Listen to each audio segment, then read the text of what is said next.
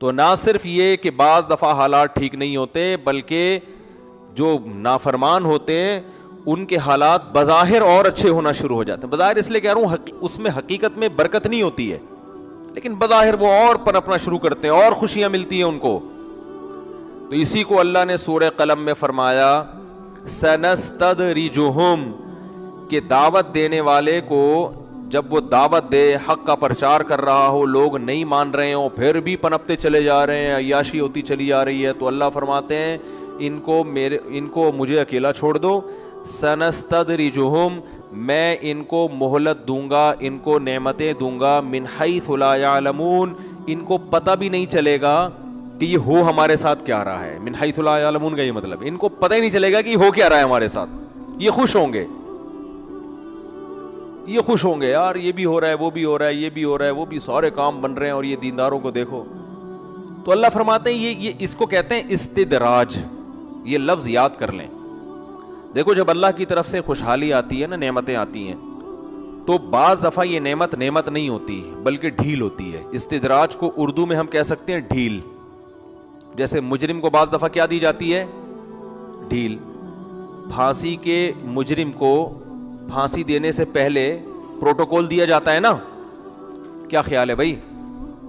پھانسی کا جو مجرم ہے اس کو پھانسی دینے سے پہلے اس کے رشتہ داروں سے ملاقات بھی کروائی. چور کو نہیں ملاقات کروائی جائے گی کہیں کہ آپ کے ابا سے کب ملنا چاہتے ہیں، اماں سے کب ملنا چاہتے ہیں. جو پھانسی کا مجرم ہے اس کو آدھا گھنٹہ 1 گھنٹہ دیا جاتا ہے، آپ رشتہ داروں سے ملیں، آپ کی آخری خواہش کیا ہے، آپ کیا کھانا چاہتے ہیں، آپ چائے پینا چاہتے ہیں، آپ کافی پینا چاہتے ہیں، جو مانگے گا نا وہ پھانسی کے مجرم کو دیا جاتا ہے.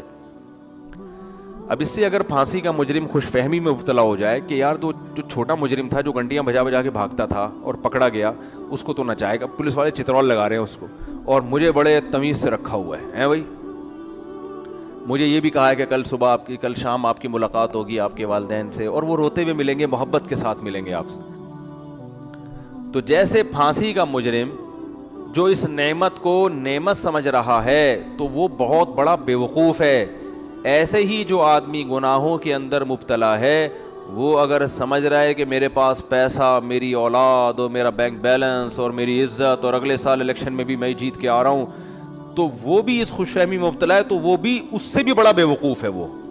کیونکہ یہ ہو نہیں سکتا کہ اللہ اپنے دشمنوں کو نوازنا شروع کر دے. دنیا میں کوئی اپنے دشمنوں کو نوازتا نہیں ہے، یہ ہوتا نہیں ہے. ہمارے حضرت فرمایا کرتے تھے جو شخص اللہ کا نافرمان ہے نا اور اس کو نعمتیں مل رہی ہیں تو سمجھ لو یہ نعمت نہیں ہے، یہ ڈھیل ہے. یہ فرعون کی طرح آپ کو نعمتیں دی جا رہی ہیں، اللہ آخر میں ایک ہی دفعہ میں پکڑے گا آپ کو. تو اس لیے کسی کی نعمتوں کو دیکھ کر، کسی کی خوشحالی کو دیکھ کر، کسی کی خوشیوں کو دیکھ کر ذرہ برابر بھی متاثر ہونے کی ضرورت نہیں ہے. جو اہل اللہ ہوتے ہیں نا وہ تو دینی نعمتوں کو دیکھ کے بھی ڈرتے ہیں کہ یہ کہیں اللہ کی طرف سے ڈھیل تو نہیں ہے.